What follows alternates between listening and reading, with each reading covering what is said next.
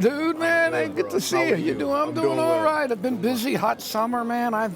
You know me. I'm a global warming skeptic, but after the past few days, brother, you're almost gonna get me to believe. It's heating up. Almost gonna get me to believe, man. I'm come on over from the dark side. Almost. But anyway, and believe the truth. But I'm doing well. You doing all right? Family, everybody good? Everybody's good. Yeah, you know. Kid enjoying the summer. I got to tell you something. You know, I like to read, and I just read a small book. I think it was a Frenchman, and he was telling about the Anschluss. Okay, this is World War II when Nazi Germany annexed Austria.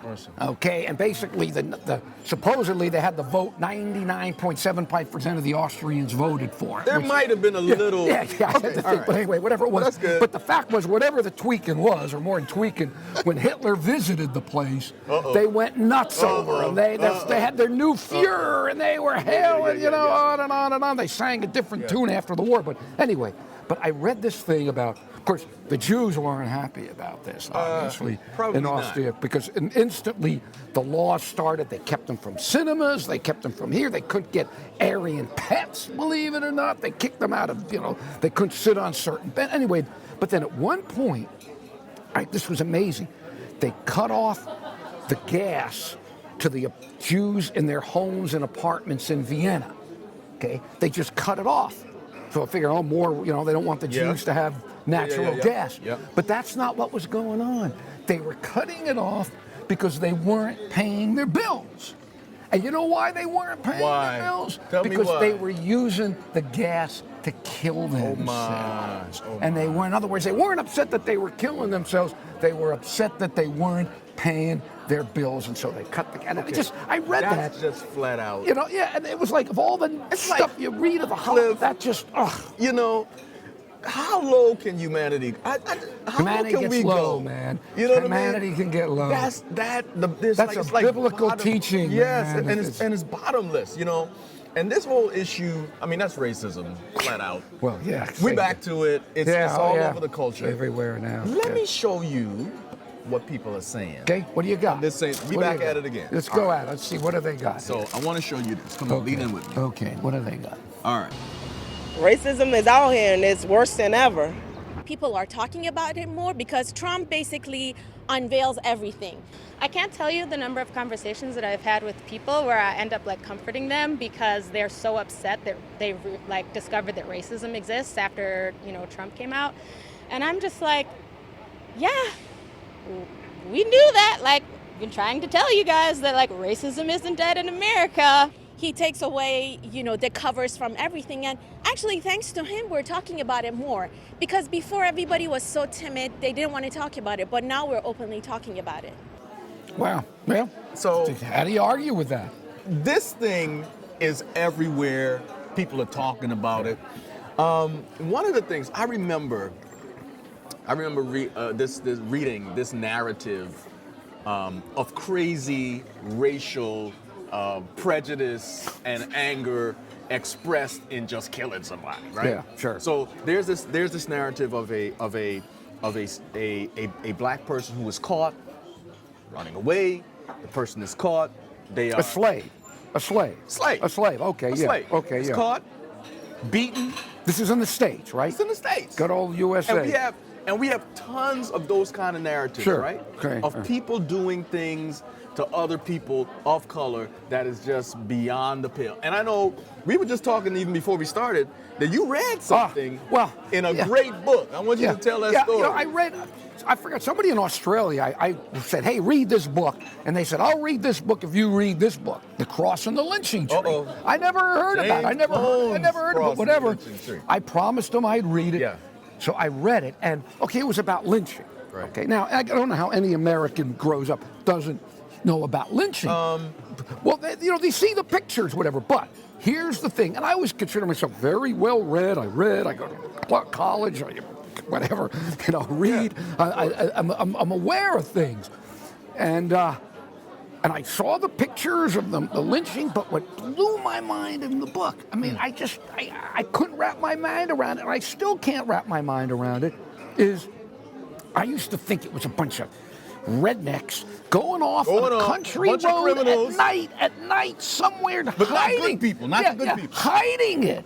And then I'm reading this book, and they were doing it. It was like a festival, public square, like a carnival. They have picnics there. They'd have music. They got their friends and their the people. kids would go, the children would and come. it was like a festival. And people brought their food. Yeah, I truly, I was so.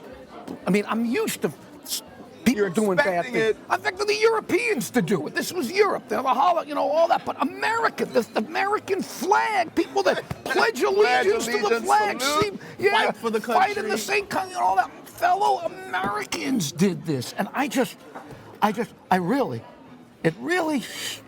was just blown away by it. It kind of shook. Yeah, it kind of shook your view. And it really helped me to truly understand the biblical teaching about, someone once said, I need faith to believe that the second coming. I need faith to believe. I don't need faith to believe in the inherent evil in humanity. And did that happen again? It was the fact that it was, and again, it sounds so naive. Americans doing this to other Americans, to other people publicly, and it just blew me away. It blows my mind to hear that story. Yeah. But I'm gonna tell you, I'm not as surprised as you are, right? No, I guess you wouldn't be. Living with that kind of oppression. But you don't live with that now. Come on, you don't live with that now. But they're manifestations of it. They're not the same kind. I'm not worried about somebody stringing me up. Although, where do you live? What county do you live in? Where do you live?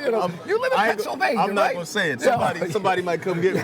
So, but the fact is that today, I may not have that concern, but I still got to watch my back with certain kind of attitudes and certain kind of behaviors that are vestiges of that time. And I'm wondering, to me, humanity, and that's it. What does the Bible say? The heart is deceitful above all things, man.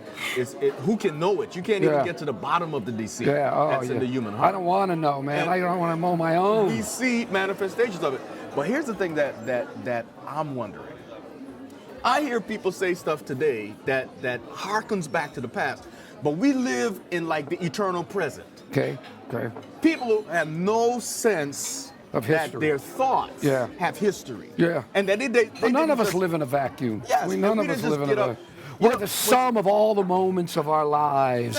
And the whole history that came before. We're the sum of it all, So somebody can't just, when I hear somebody say, go back to your country, I'm just going to tell you, that echoes back to when all the immigrants came. Right? Sure. When people are expressing certain kind of attitudes, you got to ask yourself, do they understand what they're expressing? Sure. Let's do this. Can we just talk some definitions? Okay, sure. Go ahead. So I want to give you the straight up definition, right? Of racism. Of racism, because I don't think that we're just getting this from nowhere. Okay. Right? So according to Webster and his dictionary. Sure. Okay. It says, racism is. Let me make sure I got it here. It is expressing the primary expression of difference, or the feeling that someone is inferior or is not as good as your race. It's discrimination based purely on the basis of a person's ethnicity or origin or wherever they come from. Okay. Now, is this something institutionalized? I mean, look, I think everybody's got this sense of their own identity, and there always is the sense of other. But does that make them? And people are different. Different. No, that's not. And does that make you a racist? No. Okay.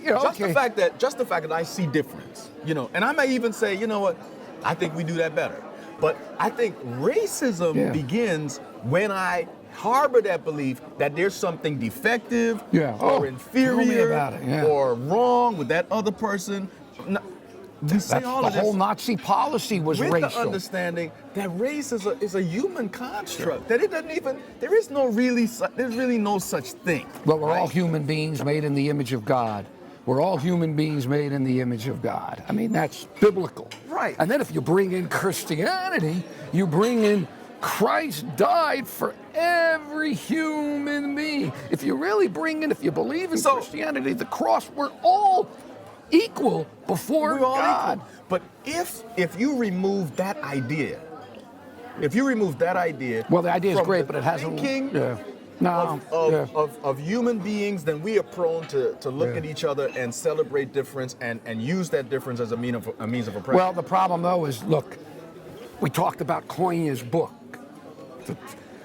Probably every one of those rednecks, they murder those blacks during the week, and they probably went to church on Sunday. No, I know they did. Remember what they said? The most segregated place in America, was a church on Sunday morning. Yeah. So that's the time. So, and that's a whole other issue. That's a whole other issue about the church and racism. Can I also say? Church and racism.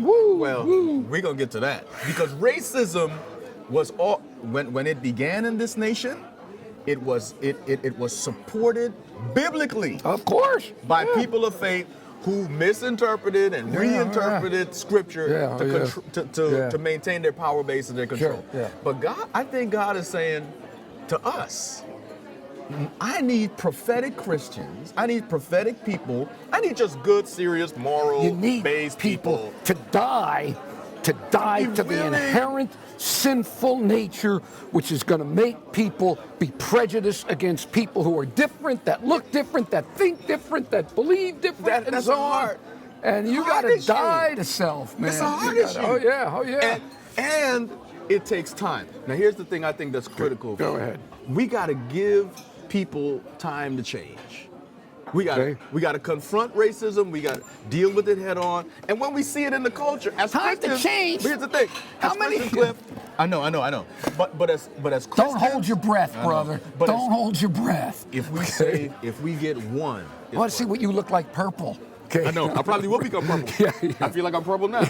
But the challenge that we have is to challenge people to rise higher, and I believe that's only through God and only through the indwelling power. But belief in God ain't enough. No. Belief in going to church ain't enough. No. It's a death to self, death to the sinful human nature that you got to do. It's got to be death. It ain't gonna be gone. But I'm gonna give you one more. One more, Cliff. Okay. Death to self, absolutely. That's the origin. That's the beginning of our change, right? Okay. The one I want to add is we have got to stand up for what is right. Yeah. That means we got to confront some things. Edmund Burke said it best. He said the only thing that is required for evil to prosper, that's fine. What is right? Okay, I agree. But then you got to tell me what is right. What is right, brother? See, there were Nazis who believed that they look. If you believe, let me go back. You're going to deal with your thing. I'm going to deal with my thing. All right.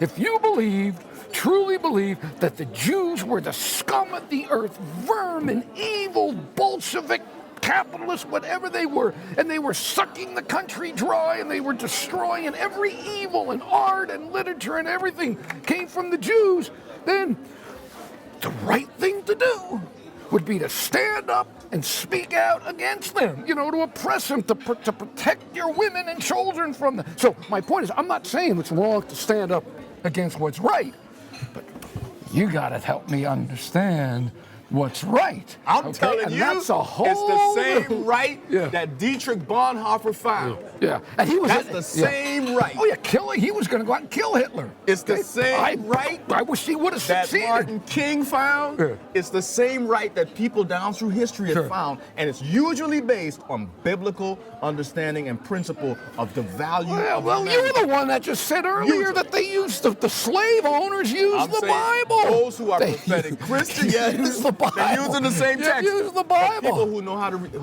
how to interpret that text right. Of course. To do justly, love mercy, and to walk humbly with God. That's our challenge. I think justice is critical, but I also think you're right. That heart thing. It's got to be we could look. This country has instituted laws to really try to deinstitutionalize racism. And that's fine. But the heart's got to change. Yeah, and the laws ain't going to change the hearts, and man. Cliff, when we see it, though, people got to stand up and speak. When we see wrong, we can't just let it happen. Yeah, I agree. I guess the ultimate question will come down to, we live in a very multifaceted culture now, And we want to talk about this one day. Concepts of right and wrong, good and evil. I don't know. But they've been turned on their head.